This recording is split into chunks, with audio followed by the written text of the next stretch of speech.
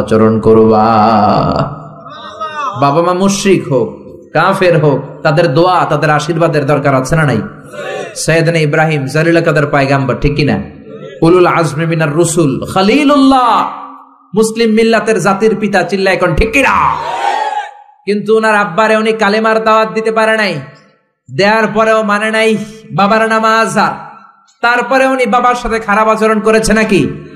মোলায়েম ভাষায়, কোমল ভাষায়, আদবের সাথে বাবার ডেকে বলেছে, ইয়া আবাতি লিমা তা'বুদু মা লা ইয়াসমা'ু ওয়া লা ইউবসিরু ওয়া লা ইউগনি আনকা শাইআ।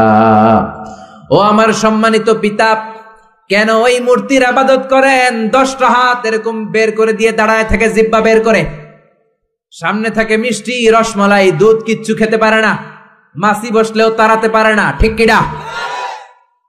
কেন এই মূর্তির পূজা করেন? কেন এই পুতুলের ইবাদত করেন? যে এই পুতুল কানে শোনে না, চোখে দেখে না, নিজের গায়ের মাছিটা নিজে তাড়াতে পারে? বাবারে আদর করে, যত্ন করে, সম্মান দিয়ে বুঝালেন, কিন্তু বাবার সাথে কি সাইয়েদনা ইব্রাহিম খারাপ আচরণ করেছে? জোরে বলেন, খারাপ আচরণ করেছে? এজন্য বিশ্বনবী বললেন, খবরদার, মা বাবা কত রহমত, থাকলে মানুষ বোঝে না, যখন চলে যায় তখন বোঝে, কিন্তু তখন বুঝলে লাভ হয় না, ঠিক কিনা? যতদিন বাবা মা বেঁচে থাকে, বটবৃক্ষের মতো ছায়া দিয়ে থাকে, ছাতার মতো মাথার উপর দাঁড়িয়ে থাকে। ও মিয়া, বন্ধু চলে গেলে বন্ধু পাওয়া যায়, ওয়াইফ চলে গেলে ওয়াইফ পাওয়া যায়, টাকা চলে গেলে টাকা পাওয়া যায়। জনম দুঃখিনী মা যদি দুনিয়া ছেড়ে চলে যায়, মারে আর পাওয়া যায় নাকি?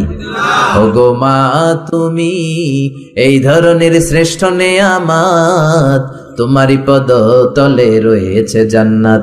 ওগো মা, তুমি এই ধরনের শ্রেষ্ঠ নেয়ামত, তোমারই পদ তলে রয়েছে জান্নাত।